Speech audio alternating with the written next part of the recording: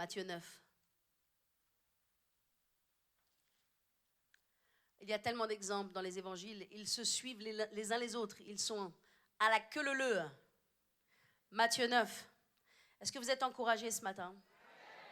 Verset 18. Tandis qu'il leur adressait ces paroles, voici un chef arriva, se prosterna, il s'agit de Jairus, devant lui et dit, ma fille est morte. Ma fille est morte il y a un instant.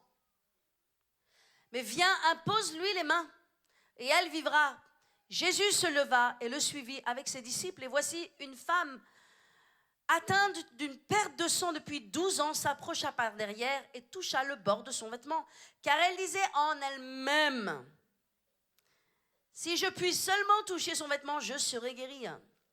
Jésus se retourna et dit en la voyant, prends courage ma fille, ta foi t'a guérie. Et cette femme fut guérie à l'heure même. Lorsque Jésus fut arrivé à la maison du chef et qu'il vit les joueurs de flûte et la flûte bruyante, il leur dit, retirez-vous car la jeune fille n'est pas morte mais elle dort. Et il se moquait de lui. Quand la foule eut été renvoyée, il entra, prit la main de la jeune fille et la fille se leva et le bruit s'en répandit dans toute la contrée. Nous avons premièrement un chef, ce chef Jairus qui vient auprès de Jésus et qui lui dit, ma fille est morte.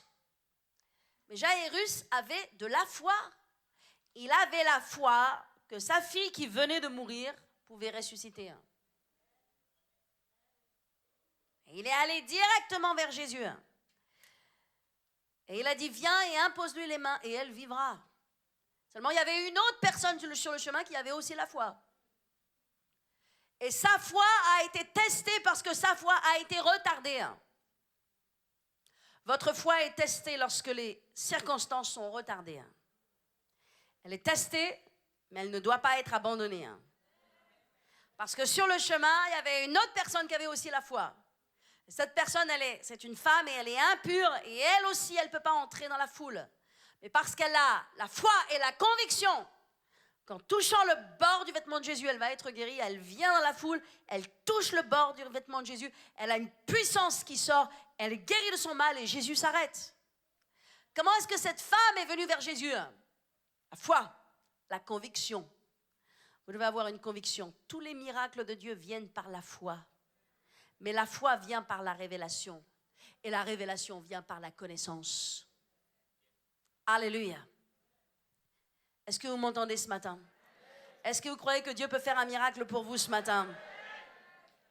Est-ce que vous croyez que Dieu peut vous guérir? Non seulement Dieu veut vous guérir, écoutez-moi, peuple de Dieu.